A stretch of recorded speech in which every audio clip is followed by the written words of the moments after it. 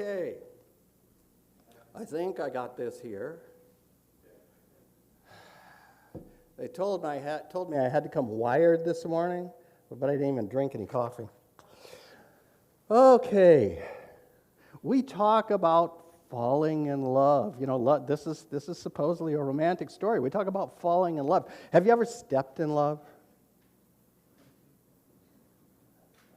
Think about the metaphor. Fall in love. What does that imply? It implies two things that I can see. Number one, that you can't see it, because otherwise you wouldn't fall in it, right? And number two, that it's as inevitable as gravity. You know, whoop, you take that step and boom, there you are. Bad metaphor. However, it's the primary metaphor of our culture. Quite frankly, if you pursue that metaphor to its logical end, then you can fall out of love too, right?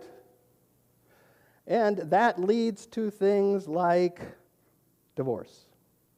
And we have a tremendous divorce rate here in this country, possibly because we're starting marriages on a false premise. Okay? Love, as anyone who's been married more than a week, as anyone who has children knows, is a daily decision. Okay? Because, let's face it, your spouse and your kids, they just ain't lovable all the time. Okay? And you have to decide, how am I going to deal with that? Now, this is an interesting story because Rebecca and Isaac don't meet until the end. I mean, there's no internet, right? There's no telephone. There isn't even mail service. So they didn't meet until the end. And they had a long, successful, productive marriage. How'd that happen? Okay, now, so, Genesis 24, is this a love story? Is it a fairy tale? Or is it about how God moves? I think it's the third. First of all, this is a story. We all agree it's a story. Every storyteller from the beginning of time has 5 tools that he uses when he tells a story. He has characters, people or animals, involved in the story. He then takes the story, he divides it into scenes. A scene is usually a change in location or a change in time, or both. Then he chooses a timeline, a chronology. How's he going to string all those scenes together? Sometimes it's linear, all in a row, everything boom, boom, boom, boom, boom. Sometimes a storyteller chooses to mix it up. Take, for example, since everybody in this country watches television, Dragnet. Dragnet, old TV show from the 50s, still see reruns. Just the facts, ma'am. Starts one day in the life of, or 1 week in the life of a particular police case. Each scene leads to the next scene. There's even time stamps on the scenes. Okay? Now compare that with a drama that just took TV by storm back in the early 2000s, Lost.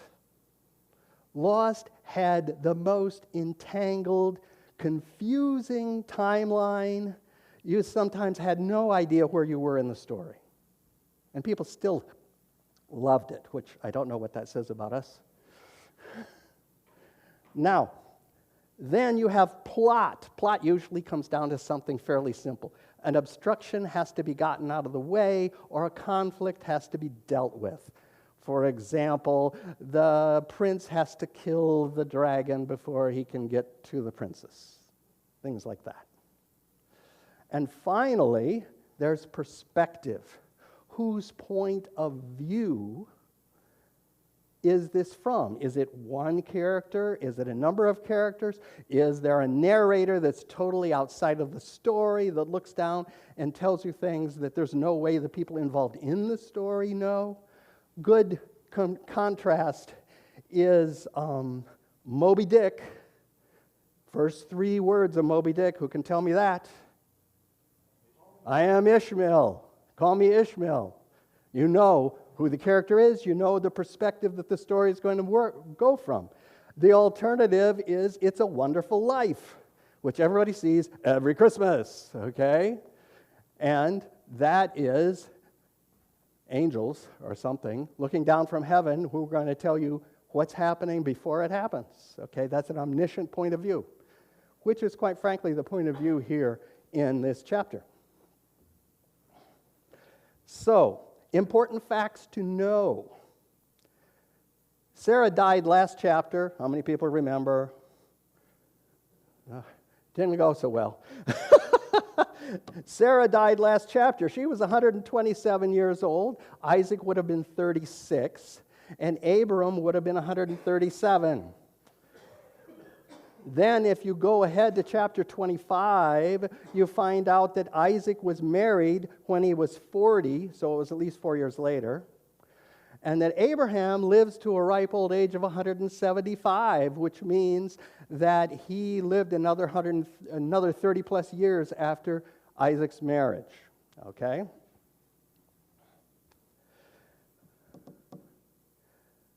Another thing, the last thing that I'm going to put in this bunch is that one aspect of their culture, which is very different from today, is it was the responsibility of the father to find the mate for the child.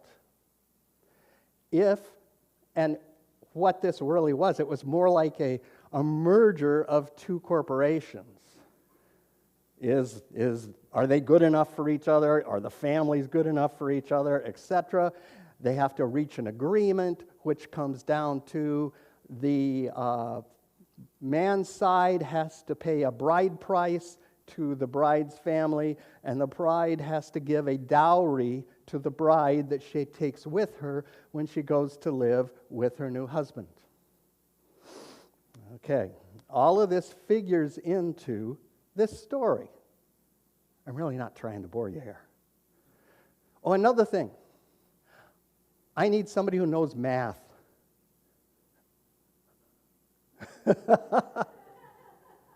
Now, would Micah know math? Does he know multiplication and division? Would he be willing to be our calculator? He could just sit there and give me the answers. Okay, so anyway, if he doesn't work out, we'll have Lloyd do it, okay? I hope it's not beneath you to do multiplication and division. Okay. So we have 4 scenes, and they are in chronological order. Each one leads to the next one. First, we start out in Abraham's camp. That's in Hebron. In that, the characters we find are Abraham, his servant. They're discussing Isaac's future and what to do about it. And then, of course, there's the camels. In fact, the camels show up in every scene. The second scene is at the well at Haran. Haran is Nahor's town. That is where Terah died, and then Abram moved on from there to the Promised Land. And in that scene, there's, of course, the servant and the camels and Rebekah, and eventually Laban shows up. Okay? Now, that all happens in one single evening. Third, we have the house of Bethuel. I know I butchered that. That again, the camels show up. They're in every scene. The servant and his men, so we find out he has an entourage with him. We have Rebekah and her mother and Laban and Bethuel. And we spend 36 to 48 hours in this house. And then finally, the final scene occurs in the Negev, which is where Isaac is hanging out. Notice we're not at Hebron anymore. Rebekah, Isaac, the servant, and the camels. And that plays out in one evening and then moves on into the future. What happens as a result of this first meeting of Isaac and Rebekah? Okay. Now, notice there are no scenes that talk about the journey, either out or back. But the journey is not inconsequential. From Hebron to Haran, it's approximately 600 miles. That's about the distance between here and Cleveland or Memphis or Oklahoma City. Go north, you're in Canada. Okay?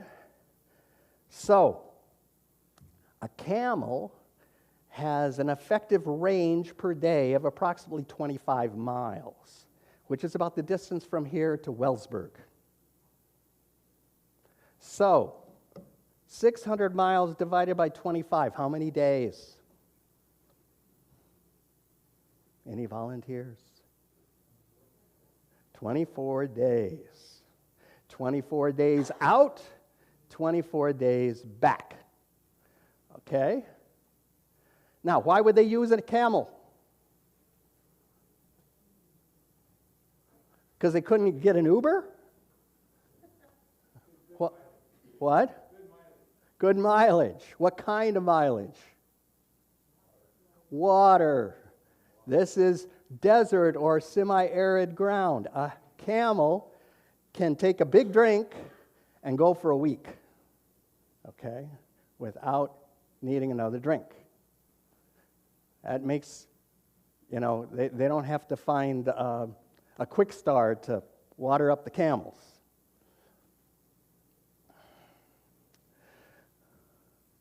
So, the plot, Isaac needs a wife. Why? Because God has said, I am going to give you, Abraham, descendants that are greater than the number of the stars in the sky. Isaac can't do that by himself. He's been told he is the son of the promise. He is the one through whom the promise will be fulfilled, but he needs a wife. So, Abram said to his servant, go out and get a wife. Now, why would they say it has to be your servant? 2 reasons, okay? How old is Abraham? 130, 140, right in there, yeah. He ain't going. It's too far. Have you ever ridden a camel? Anybody?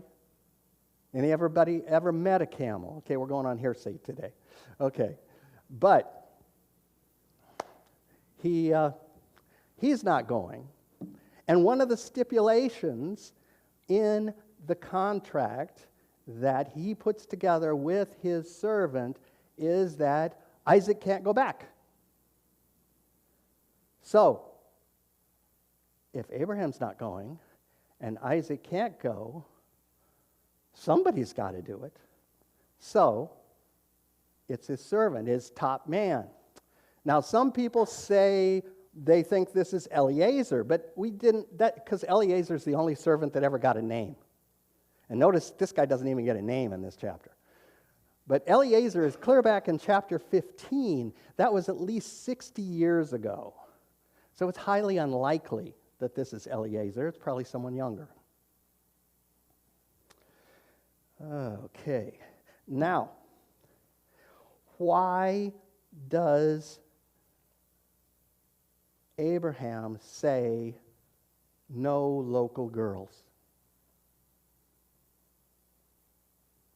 Because there's another obstruction, right? Not only do we have to go 600 miles away, and we have to send a surrogate to get the girl, it can't be local girls. Why?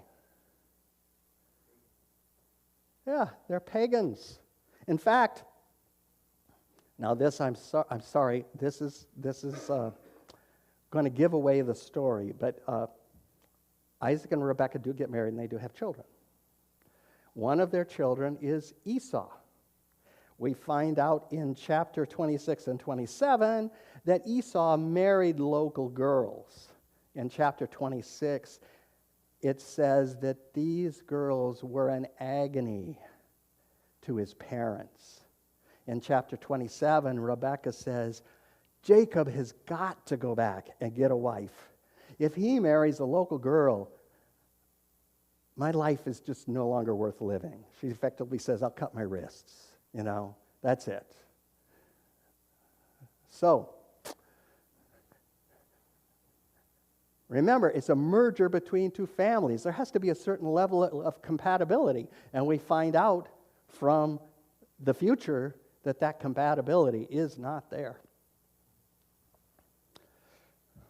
Now, so in scene 1, now we're going to go into a few odd details because if you heard the passage, you heard all of this played out twice. Because there's when it actually happens, and then there's when the servant tells you what actually happens. So you should have it by now, okay? But in scene 1, we have this weird thing with the oath. This is to answer your question, Esther. Oath, what was this? Well, in chapter 47 is the only other place that this happens, where Jacob makes Joseph swear that Joseph will not bury Jacob's bones in Egypt, but rather will take them back to the promised land and bury them there. And that's another hand under my thigh. Okay? Thigh, if you look at chapter 32, there we are, where Jacob wrestles with the angel, and it says the angel touches his thigh or his hip. So it's that physical portion of his body, dislocates it, okay? But then we have the confusion of chapter 46, where it talks about these are the descendants. In King James Version, it says, these are the descendants from his loins. Same word. So, we don't know for sure what the servant grabbed. Okay?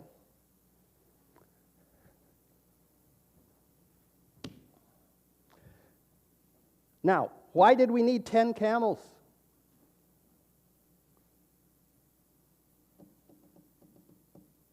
Well, one thing, we know there was more than one person. There was a party, which is, if you're going 600 miles and this is not the interstate, you're going to want people along. You're going to want camping gear, etc. Your camels have to carry your water, all this kind of stuff. A camel can carry about 200 pounds, okay? Scene 2, the servant says his prayer. Has this unusual stipulation. She's got to water the camels before he even finishes praying. Rebekah shows up. Quick question. Haran is a major stop on the trade routes, okay? How many wells were there? How many people lived there? We don't know. Just think if there's 10 wells and he went to the wrong one. How many drinks of water would it take him to find Rebekah? Okay. But God led him to this specific place at this specific time. So, now, remember I said a camel can go a week without a drink. How does it manage that? Because it can drink 25 gallons of water. Can I ask you to come up and help me, Esther, with two things? Now, this is not going to be a problem for you because I know you go to the gym, but pick that up. No problem, do a few curls, yeah, nothing to it. Okay, this is a gallon of water. How much does a gallon of water weigh? Anybody know? 8 pounds, all right. A pint a pound the world around is what the Brits used to say. So a camel drinks 25 of those. Okay? Now, let's try to get some sort of feel for what is 25 gallons. So you got to help me open this bag. Let's see if we can make this work. And now we got to try and fill it with air. The stockings were hung from the rafters with care and hope that St. Nicholas... No, here we go. I think we kind of... Oh, she knows how to do this. All right. So, we need a little more. Come on, let's try. Go ahead. All right. Very good, very good. Okay, this is 55 gallons when it's full. So we're going to make an estimate that this is approximately a volume equal to 25 to 30 gallons. If I can you take that little twist tie? It's the longest one I could find. Beautiful. Thank you. Thank you. Okay. There. So, a volume of water about like that, 8 pounds a gallon. Thank you. You can be seated. I don't have any more weights for you to lift. Okay. So, if we got 25 gallons at 8 pounds a gallon, what does it weigh? 200 pounds per camel. How many camels? 10. How many total pounds? 2,000. Rebecca just volunteered to carry 2,000 pounds of water, 1 ton. Okay? And it says she went down in the well and came up out of the well. There's no pump, and the water was not at surface level. Remember, this is the desert. She worked up a sweat, fellas. She worked up a sweat.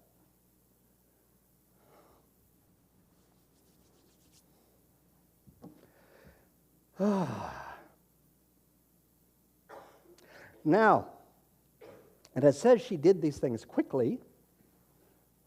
That's interesting. It says that she was a virgin. How'd they figure that out? Like, did she have a name tag? Hello, my name is Rebecca, I'm a virgin.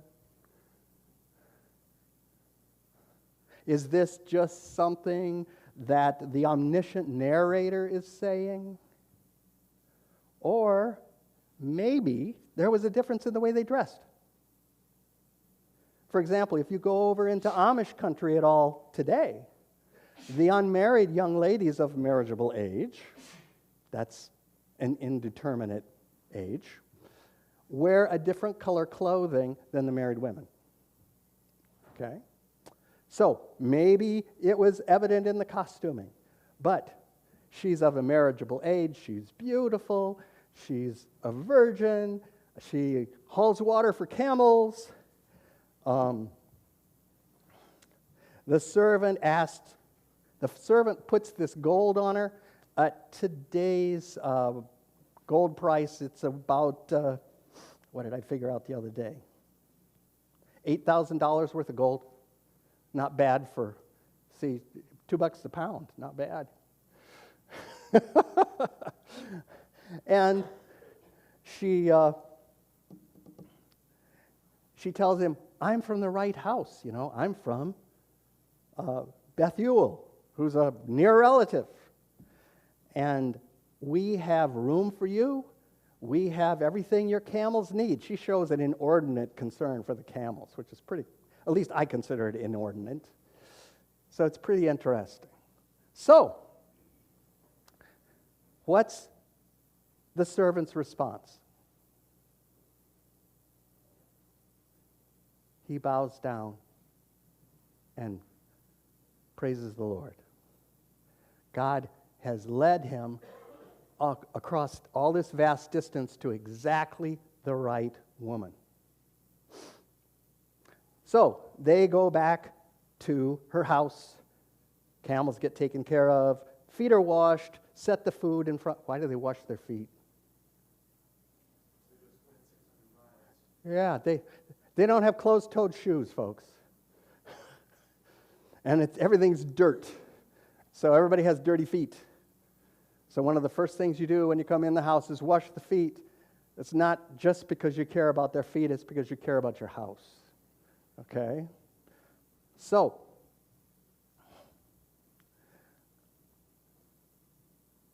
then they put the food in front of them, but the servant says, not yet. I have to urgently tell you why I'm here. And he retells the whole story. He emphasizes how rich Abraham is. He emphasizes that Isaac is the sole heir. What's he doing? He's selling the deal. This is the perfect match for Rebekah.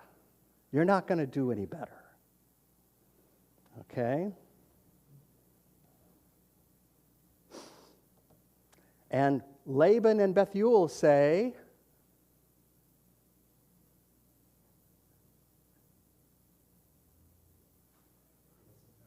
no. First they say, we can't argue with this. This is obviously from the hand of God. Yes, of course she can marry him. So then the servant passes out lots of gifts.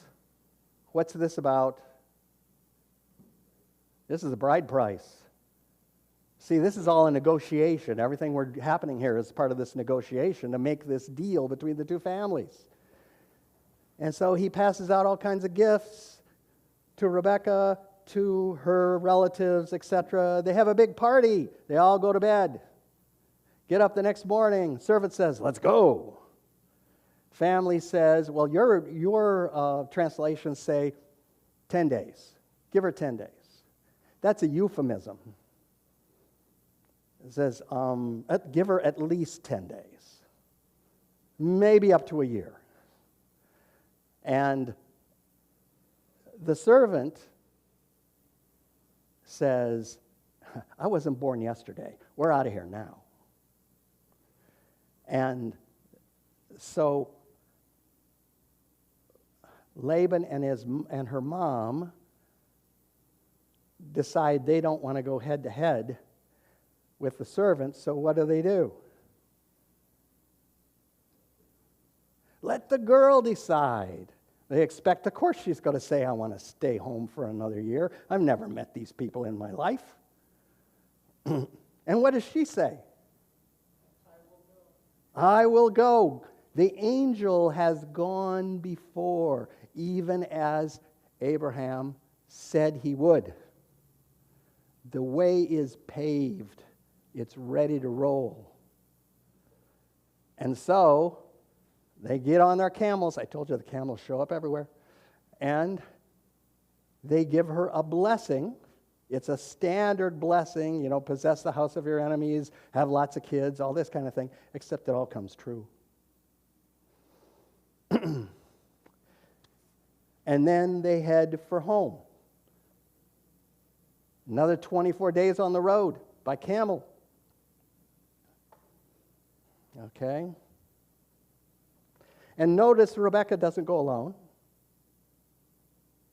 She takes along her nurse, someone who has been at her side since she was an infant, and she takes along some girls, probably slave girls and stuff like that. She has a whole entourage. That's another reason why we have to have 10 camels. Okay? And they all load up, and they head back to the promised land.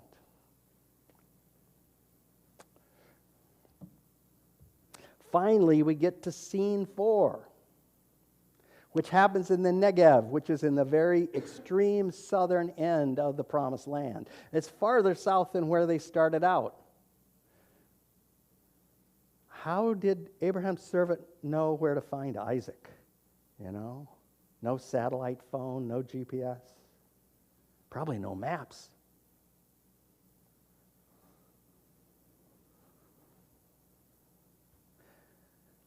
Isaac has gone out from his tent to meditate, probably to commune with God. His mom's been dead for 4 years. And he's an only child. It's kind of lonely, you know. And he looks up and he sees the camels. I told you they always show up. And she stops, or he looks up and sees the camels. She looks down and sees Isaac. She stops the caravan. She says, "Who's that?" And the servant says, "That's the guy." So she puts on her veils. Why? Take a guess.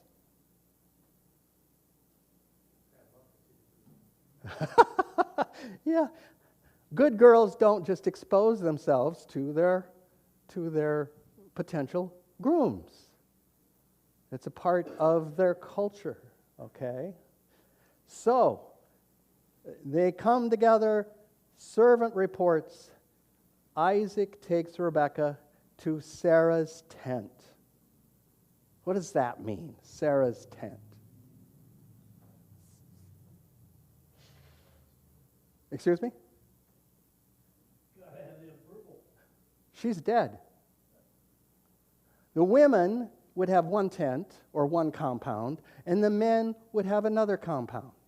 Okay? I don't know what they did about conjugal visits. But, so he took her to the women's compound.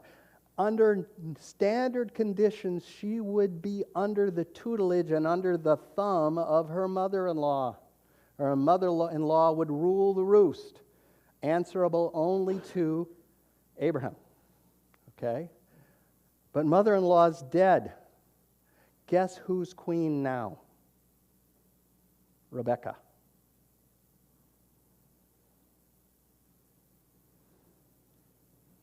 Very, very interesting thing.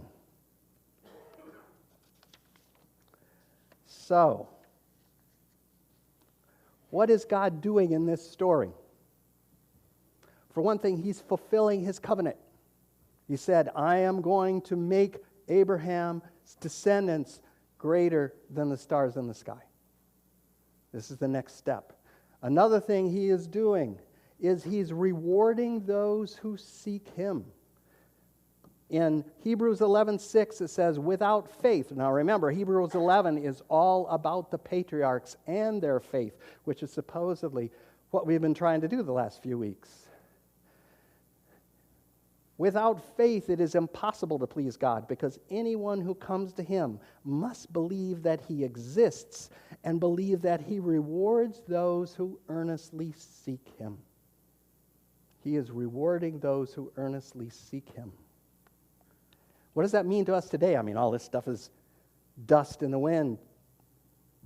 1,000 years ago, 2,000 years ago, 3,000 years ago. I lost count. Number one, there is a new covenant which Jesus has fulfilled, which was first announced in Jeremiah 31. Jesus then talked about it at the Last Supper in Luke 22.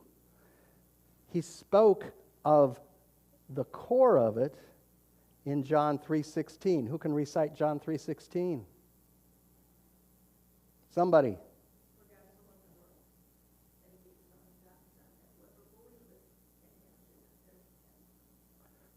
The core of the covenant.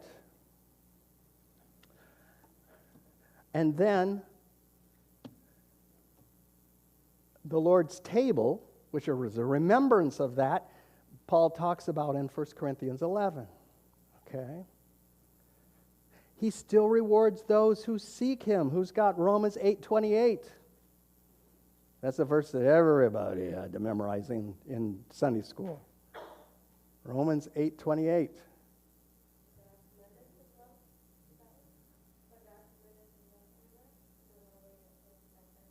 No, that's a good one, but that's not exactly it.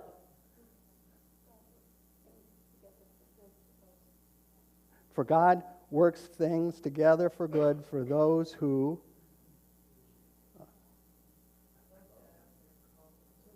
love God and are called according to his purpose. Okay. So he still rewards those who seek him.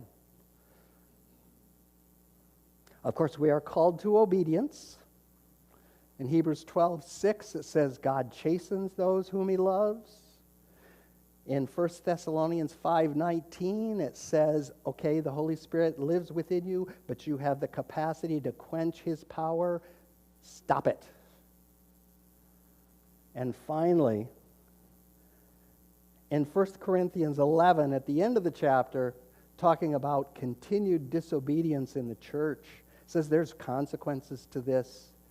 Some of you are very sick. Some of you have even died because you continue to defy God. Okay? Now, when I visited the upper room group, there was a concern about there's single people in that group, among how do we apply this to our lives? Okay? Dad's not going to pick out my mate. Well, he might. But are you ready for that? So, in Proverbs, it says, in many counselors there is wisdom.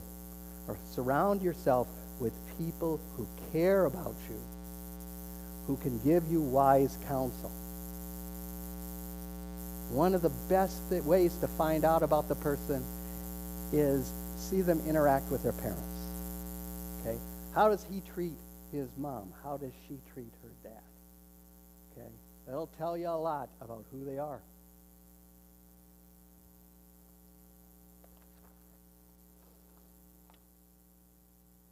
And that was long. I hope it wasn't too dry. I tried to bring enough water.